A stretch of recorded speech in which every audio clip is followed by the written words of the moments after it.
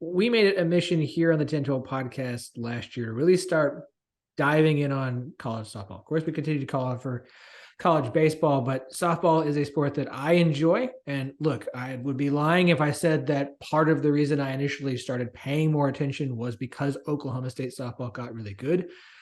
But we all typically need something as a spark to draw us towards something we weren't paying attention to and to grow and develop a passion for. And so I got the idea that I wanted to talk on the podcast at some point during the softball season about the need for more attention and growth and why we should all be paying attention to women's sports more and softball in particular. And so there was one guest in particular I felt was the right person to bring on to that. That is Natalie Weiner. You know her as someone who covers music and sports across multiple different, like New York Times, used to write for Billboard. She was part of the glory days of SB Nation with all the people's names that you would remember. Natalie, welcome to the 1012. Thank you so much for having me. I'm excited to talk softball always.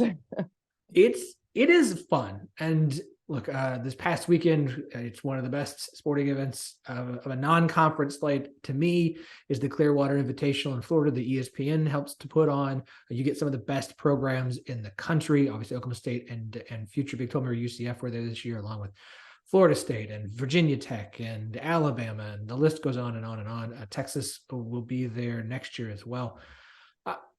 I want to start with that event is important to me, in part because ESPN, yes, a lot of the games are on ESPN Plus, but ESPN actually seems to have invested in this particular softball event and promotes it well and pushes it well and tries to get it out there. Yeah, there's some spring XFL stuff that seems to take precedent, whatever, we can talk about that later. But I mean, just how important do you think that particular event is to the growth of college softball? I mean, I think it's huge, and I don't know that that's like a radical or innovative take, but like, it's so much fun to like kick the season off. I mean, technically it's not the first weekend of the season, but like functionally it's the very beginning.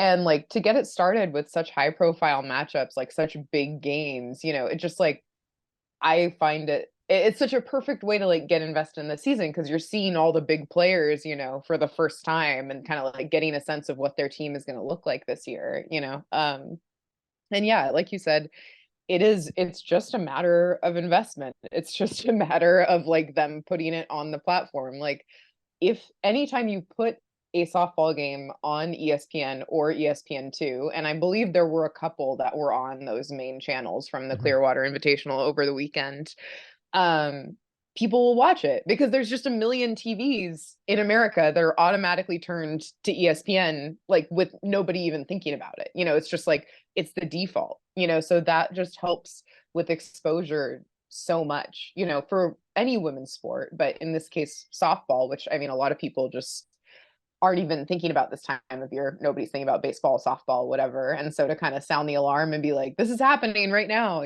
like, I think it's great. And it's just so much fun. I mean, I watched so much softball this weekend, like kind of an unhealthy amount of softball, but it was great.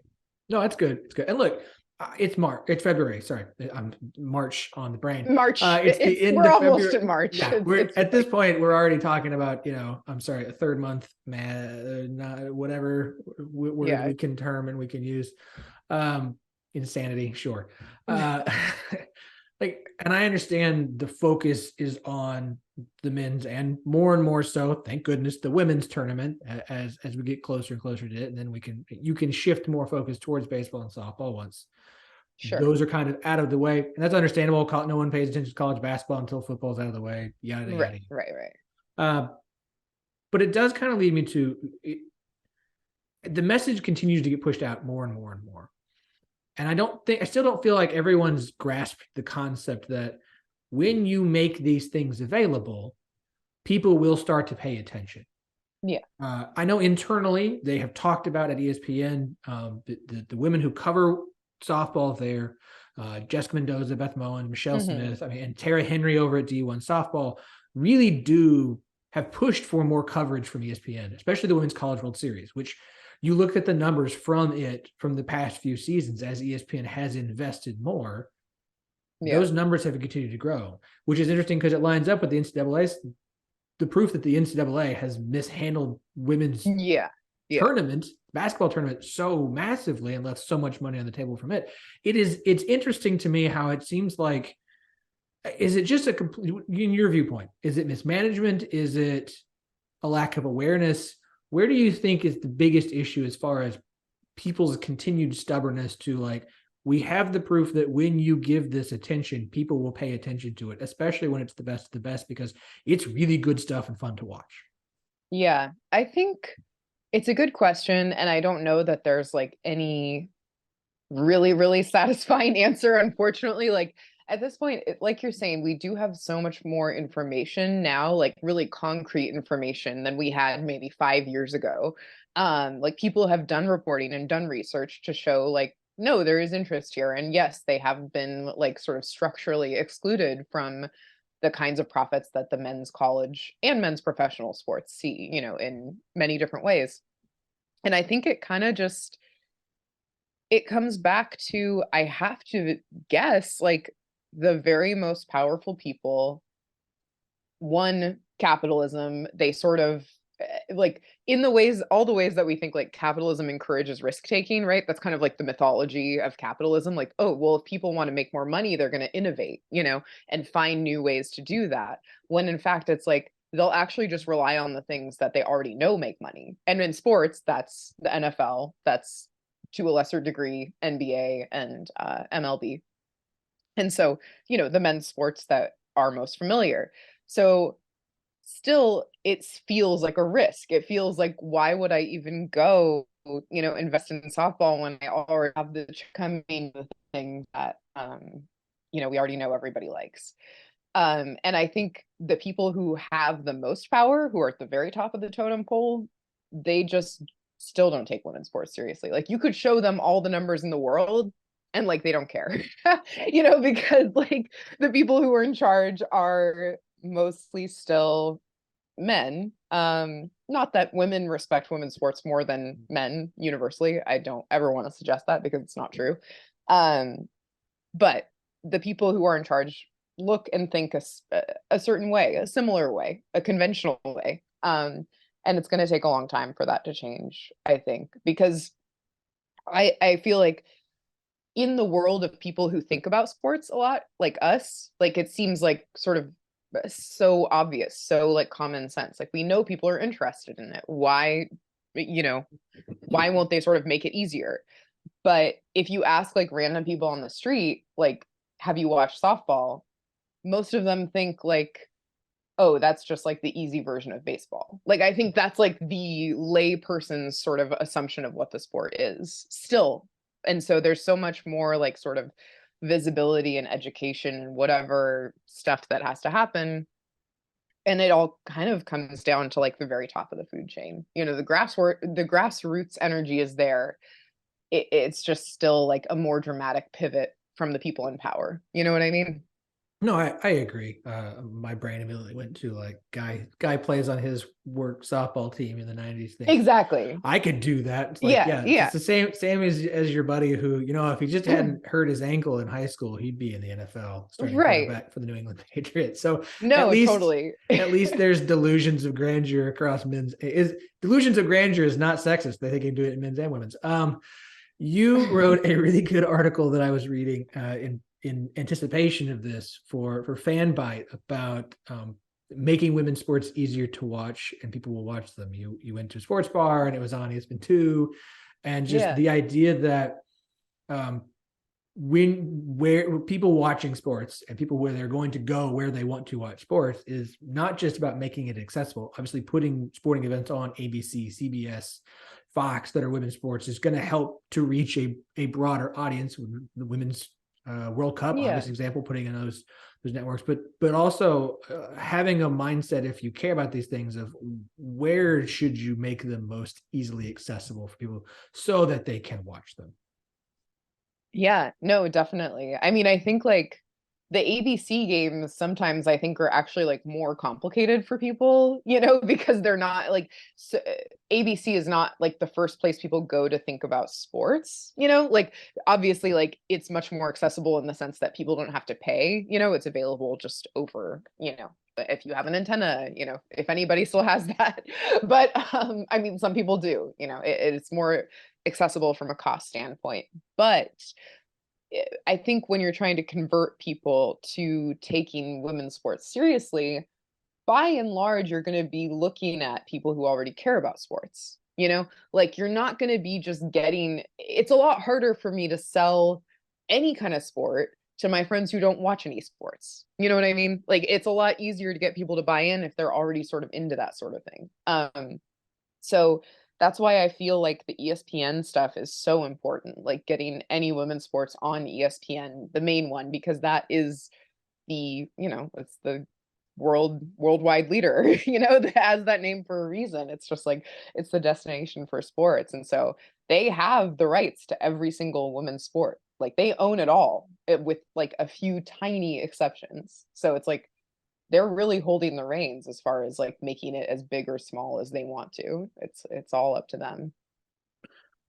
I always tell everybody, look, I am a freak. I watch just about every Oklahoma State sport I can. Sometimes it's just on in the background. I've got 3 kids, 4 and under. They Oh, don't wow. want to sit and watch sports. They want to Sure. play, which is fine. Look, I like to have it on.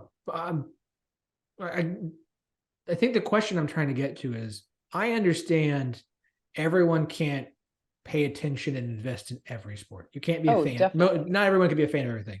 And you certainly can't be like, it's hard enough one team, let alone a sport. Yeah. If you're someone who, I love football, I love basketball, or whatever, how would you sell them on college softball or softball in general? What is like because like soccer to me is easy, it's concise, it's if you're just bored with it, that's fine, but it's an easy watch. What is the selling point to you for softball in particular?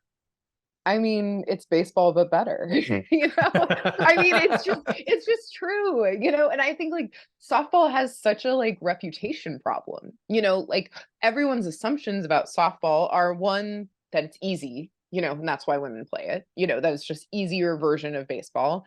And two, that like you said, it's like the beer league thing. People just have this idea in their head that they're like, why would I watch that? Why would I watch the same thing that like my friends play with their companies or whatever? And it's just like, it's not any of that. It moves faster than baseball. The games are shorter than baseball because the field is smaller. It's like such a better TV experience. I feel like, you get such a better sense of the game, like watching it on TV, and you see everybody's faces more. And like, it's just like, I feel like that helps the emotion convey so much more strongly. It's like, I feel like it's a perfect TV product sport, because like, I don't love watching soccer, I know, don't cancel me, or whatever. Like cancel culture can probably come from me from not liking soccer, but it's not my thing, watching it. I need a little bit more action, a little bit more following. I need more scoring, I guess maybe is There the it is. term I'm looking for. But like, even when there's not scoring in softball, there's still like a strikeout, or there's like a double play or just an amazing catch or whatever. There's just like so many amazing highlight reel plays. And obviously some games don't have as many of them as others, but it's extremely fun. I would say I find it so compelling, and you just never know when you're going to get sucked into a game. Something will be kind of like slogging along. Like I was watching the Baylor Oklahoma game on Sunday, which I know you had wanted to talk about a little bit, but I had it on the background. I was like cleaning and stuff. I was just like, okay, interesting that Oklahoma's not blowing them out yet. Let me see where this goes.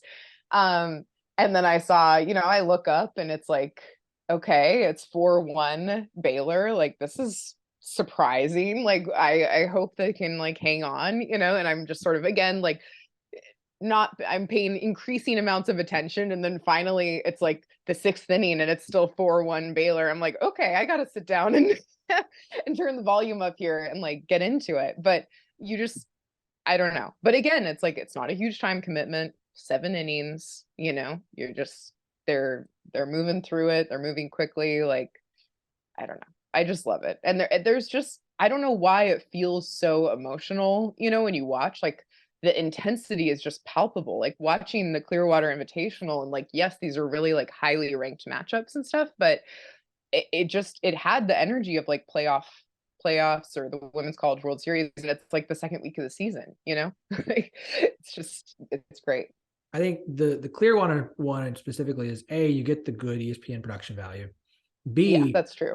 Everyone that's there understands the opportunity that they have while they're there to make a name for themselves. They know they're going to be on TV, that many people can watch. Like, you have these opportunities against marquee opponents to really build out your resume and make a name for yourself. Like, I think that stuff matters a lot. Definitely. Yeah.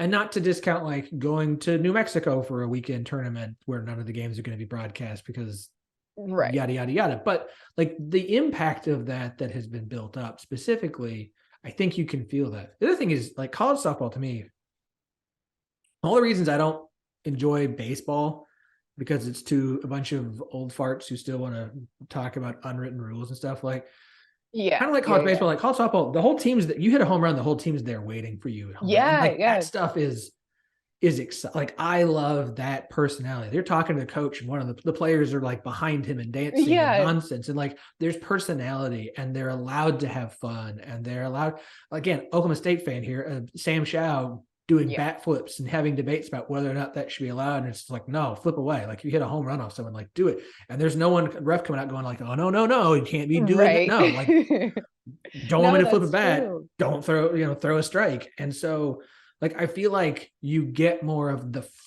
fun and the excitement that anyone of any age is going to be watching, like, ooh, I like that.